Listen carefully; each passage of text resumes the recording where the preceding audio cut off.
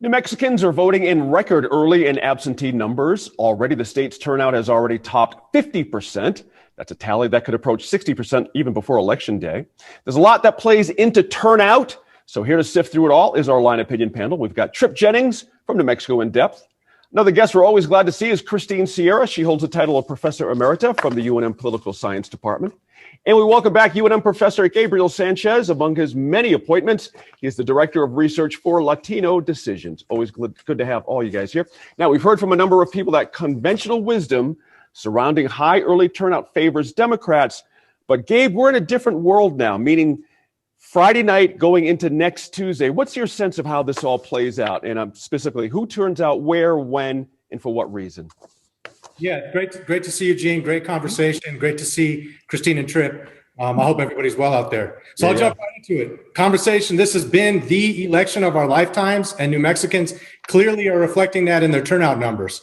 I think we're now in the conversation of potentially seeing 1 million New Mexicans turn out in this election. Just ponder that for a minute. Wow.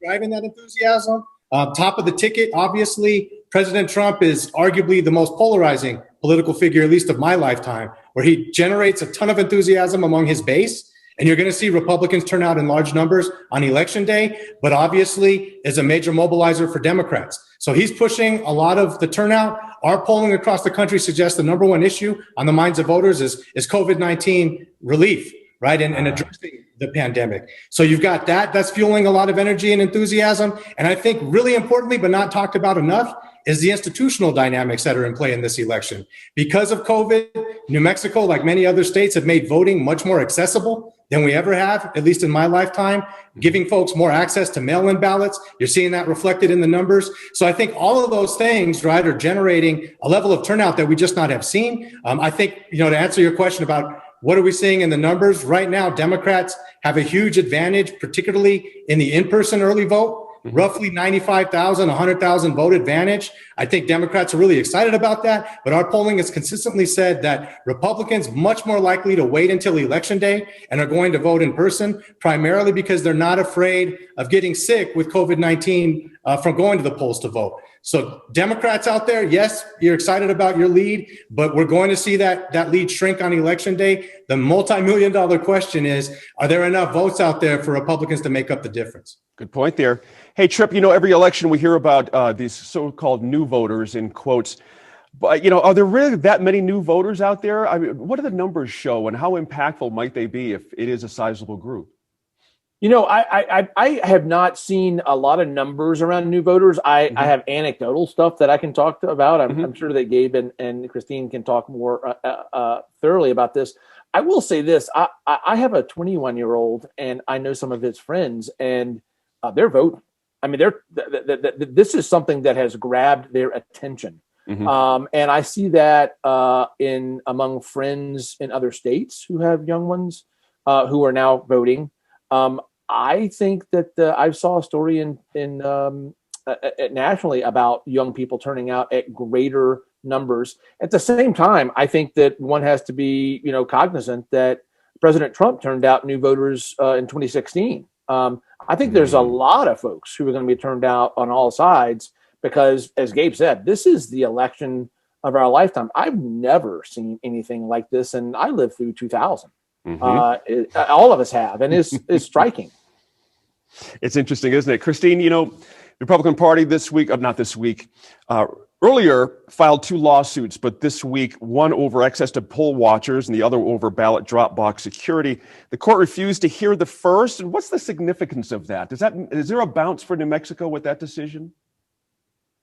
Well, what I would say is that it puts it in the context of partisan politics struggling over influence in the election, because what it's about is the GOP in New Mexico essentially wanting to suggest, as one of the GOP spokespersons said, as a result of that court decision, was that people were going to be disenfranchised, worried about the integrity of the election, and that's casting suspicion on the process. Right. I'm not sure they really thought that they would win It was really challenging the Secretary of State in the process of having GOP challengers observe the absentee ballot process. And the Supreme Court, our state Supreme Court, struck that down. But basically, the Steve Pearce, as chair of the Republican Party, and the spokespersons, the messaging is clear. It's part of their strategy to decline participation or at least cast doubt on the validity of the results. I would add that Supreme Court was the justices who ruled on denying the GOP its position were two Democrats and Judith Nakamura, who is a well-respected Republican on that Supreme Court. So the GOP claim that this was a partisan move, a play against the GOP, doesn't quite hold. I think that it really makes it very bare and glaringly inaccurate. Gabe, let me get to something you follow obviously quite closely. You study the Latino vote, which we know is not a voting bloc like so many used to think it was. But what's motivating Latino voters this year, and how do those issues translate into behavior at the polls and in the voting booth? Well, I think for the Latino electorate, it's important to note that although in New Mexico, we haven't seen the Latino population proportionally impacted, at least in terms of health outcomes, by COVID-19. But across the country, in every single state, they are. Right. So COVID-19, both in terms of the direct health implications, but primarily the economic. More Latinos have lost their jobs than any other racial and ethnic group in the United States, including here in New Mexico, because of COVID-19 and the recession associated with it. So that's on the front of the minds of voters. But immigration continues to be an important issue, particularly for segments of the population that are in mixed status families. And as we were talking about new voters, a huge segment of the Latino population here in New Mexico and nationally are new voters simply because of their age, right? I think the Latino population has such a huge concentration of eligible voters who are under the age of 30. Right. And for those folks, it's criminal justice reform and police brutality that we're seeing in our data as the number one driver that's getting them to the polls. So all of those things are really reflecting the huge numbers of turnout we're seeing among Latinos. Our data suggests that primarily young Latinos much more likely to say they're going to vote on election day. So a big question is, will all of those folks, a lot of them young people, new voters, will they actually maintain their energy and enthusiasm on election day and turn out at the high numbers that we're hoping that they do? Tripp, I understand you had a talk with the Secretary of State's office earlier today. Do you have some numbers that you've caught your ear and caught your eye? Yeah, she had a media briefing for journalists who were wanting to prepare for election day, and as Gabe said, 800,000 probably they are predicting for early voting absentees. It was 660,000 as of this morning between early votes and absentees. And there are 370 poll watchers, around the state. People are gearing up on that. We have some other numbers. I'm scrolling through. There are about 92,000 outstanding absentee ballots. This is a serious business. As of today, they may come in. But New Mexico is not a postmarked state. Election day, 7 p.m. is the deadline for being able to count ballots. Right. So people are watching that number, the number of outstanding absentees. Some people may have just not voted. Some people may have mailed them in and they'll make it in. But it is sort of a striking situation right now. I did some analysis it was back of the envelope analysis, but I think the previous record, and Gabe or Christine can check me on this, but early voting absentees was like 533,000 in a previous election, and we're already at 660. Isn't that something? That is, it's stunning to be a part of this, or to cover this and be a part of this election, this U.S. election. Good way to put it. And that's as of Thursday morning. Right. Friday night, those numbers may change a little bit. Christine, go ahead. Saw you raise your hand there. I just wanted to add that as a political scientist who taught American politics and encouraged young people to vote, I'm frankly just delighted with the increase in numbers, not only in our state, but across the country. But of course, there is also tension around how many people are voting, but how they're voting. And Gabe made reference to this.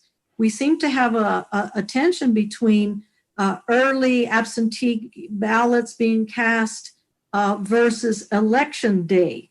And I understand that the Republican Party has been pushing election day voting. So Gabe is right that we will anticipate the margin of victory shrinking between the two parties. Where that might actually matter in New Mexico, or at least here in Bernalillo County and Albuquerque, is some state legislative races where we're looking at Republicans showing up to make up the numbers that they are behind in terms of absentee ballots cast by Democrats. So I know that some of the Democratic Party candidates are a bit concerned about that, perhaps seeing themselves right now at an advantage, but that could vanish pretty quickly or shrink pretty quickly, depending on how people choose to show up. That's a good point there. Glad you got that in. Hey, Gabe, obviously I think any smart person realizes at 7:00 on Tuesday night or 7:01, Pacific Coast, we're not going to have a winner declared. So how do we manage what's going to happen either on Wednesday, a day after that, a week after that? We really don't know. We know some states have up to 9 days to count, mail-in stuff after election day. How should we approach the after here? What would give us the integrity to trust what we've gotten in our vote? I will say we've actually started polling on this across the country, and a large segment of the electorate is very concerned about not knowing the election outcome and that potentially leading to transition of power challenges and a lot of these decisions being made by the courts. So there is a high level of concern. What we've tested is some positive messaging that hopefully decrease people's stress. And what we do is just remind folks, right, this has happened before. My first election as an eligible voter and really being engaged in get out the vote efforts was 2000. And those of us that lived through that recall that we've been here and we've done that. Our election system is designed to be able to tackle these issues. And just reminding folks, yes, it will be unfortunate if we don't wake up the day after the election and know the outcome. And we're talking about this afterwards, but our system is capable of handling that and making sure that there's an integrity issue in terms of the overall outcome. I think what we're stressing is, hey, we'd rather take some time and get it right than try to push the issue and potentially have a contested election. That's right. The final thing I'll say is, the easiest thing, and this is primarily for Democrats who feel like they've got a lead, is get your people out to vote. If the victory margin is large enough, none of this actually becomes relevant. So I think a lot of it will just depend on what the turnout at the end of the day on election day looks like. Good point there. Have to wrap it up there because we want to get to a series of interviews we did with journalists around the state as they cover key issues and races. NMIF producer Matt Grubbs spoke with Albuquerque Journal Capitol Bureau Chief Dan Boyd about broader trends in the election, as well as key races in the state's largest city.